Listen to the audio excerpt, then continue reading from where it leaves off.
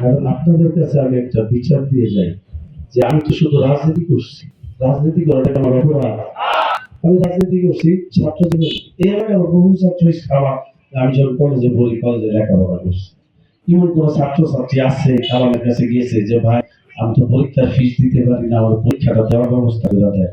এই সম্বন্ধে এলাকার বহু ছাত্র ছাত্রী আমার আমলে, আমি সেই তখন থেকে আমি জোর করে যাইতাম প্রিন্সিপালের, যে এই ছাত্র পরীক্ষা দেবো টাকা দিতে পারতো না, আমি পরীক্ষা দেওয়ার ব্যবস্থা করে দিছি।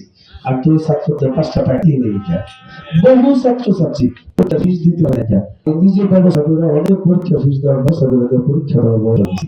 সেই ছাত্র জীবন থেকে আমার একটা মনের ব্রত ছিল যে রাজনীতিটা যেটা আদর্শের জায়গা দিয়ে রাজনীতিটা করি, আমি সারা জীবন রাজনীতিটা করি, মানুষের পাশে থাকতে চাই, মানুষের পাশে থাকতে। দেখেন আমাকে দিয়ে আমার কাছে সম্মান দিয়ে এলাকার কোনো লোক গিয়েছে কোনো কাছে, তার কাছে তো আমি জীবনের কোনোদিন পাশে করে চাই, আমি পারলে তার কাছে করে দিচ্ছি। তো আজকের দিনে তারা যে এইটা আমাকে বলার কারণ এটা উচিত হবে, তো বলেন কি হবে না। তো আমি আপনাদের এই জন্য একটা ভোট দীক্ষা চাই, আমি আপনাদের ভোটটার মাধ্যমে আমি রাজনীতি করার সুযোগ দিতে চাই আপনাদের কাছে। আমি কিচ্ছু চাই, আমার রাজনীতিতে আমার চাওয়া পাওয়ার কিচ্ছু না। আমি আপনাদের মতো সাধারণ মানুষ, সাধারণ পরিবার থেকে কিন্তু আমি বড় হয়েছি। আমি কিন্তু কোনো সাপের গরু জন্ম হলেই নেই, সাধারণ পরিবারের জন্ম হয়েছি।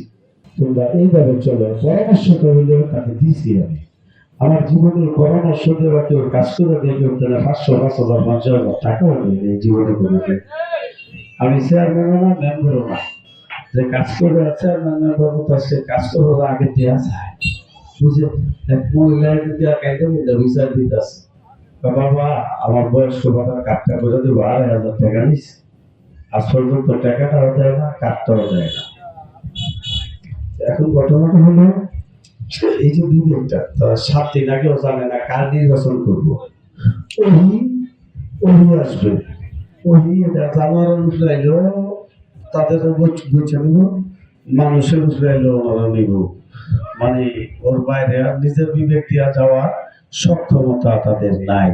তো যাদের বিচার বিবেচনা করার সক্ষমতা নাই, তারা তো সমাজে ভালো কাজটাও করতে পারে না ভালোভাবে, কারণ তারা তো ওই যে একটা বায়াসড হয়ে একদিকে হাতে কানাওয়ালার মতন, বুঝছেন দেখি।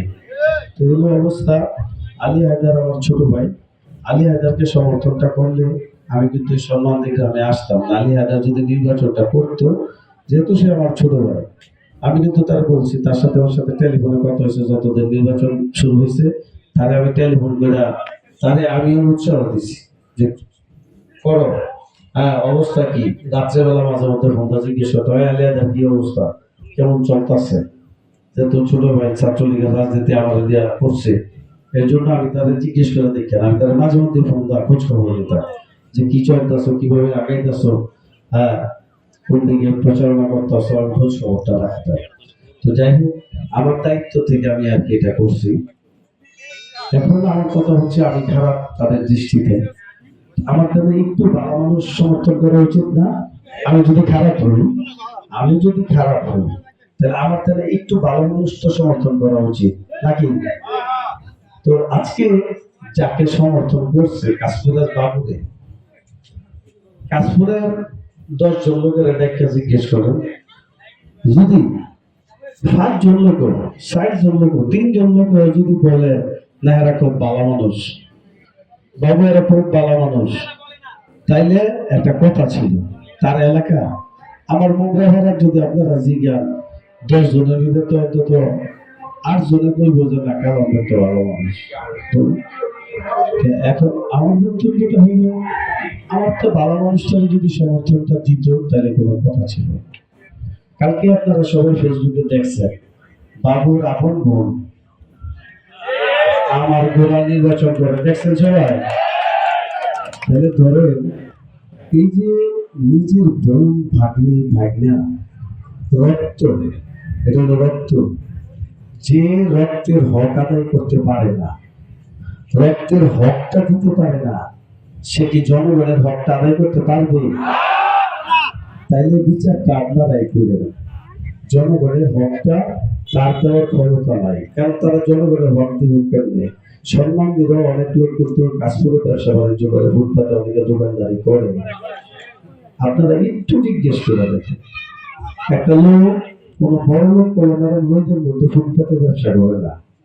হ্যাঁ, যারা নিরুপায় হয় তারা কিন্তু ফুটপাতে গিয়ে হয় একটা চায়ের দোকান দেয়, না হলে একটা সিগারেটের দোকান দেয়, না হলে একটা ফলের দোকান দেয়। এখন দেখে সারাদিন শেষে হয়তো 500, 600, 700 টাকা লাভ করে, হেলথের বলে 300 টাকা চান্দা হ্যাঁ দেওয়া লাগে। তাহলে যারা মানুষের রক্ত চুষা টাকাটা খায় তারা কি মানুষের ভালো কল্যাণে আসতে পারবে? আপনারা সমাজে কোনো লোক দোকানদারি করে থাকলে একটু জায়গা খবরটা নেন, আমি মিথ্যা কথা বলতে বলবেন। আমি এইটাও বলতাম না, আমি এই কথাটাও বলতাম না, কালকে যেহেতু তার ভোটের আমার নির্বাচনে নামছে এই জন্য বললাম আমি যে তারা তো রক্তের হকিয়া দেবে না, এই জন্য মানুষের হত্যা করবে। তাছাড়া শোষণটা করতেছে তাদের একটু দূরে থাকা উচিত না? একটা লোক রোদে বৃষ্টিতে ভিজে রোদ যে শুকায়, তার কাছ থেকে দিন শেষে এই 300 টাকা সামনে নেওয়া কিন্তু মানুষের রক্ত চোষা টাকা, রক্ত চোষা টাকা।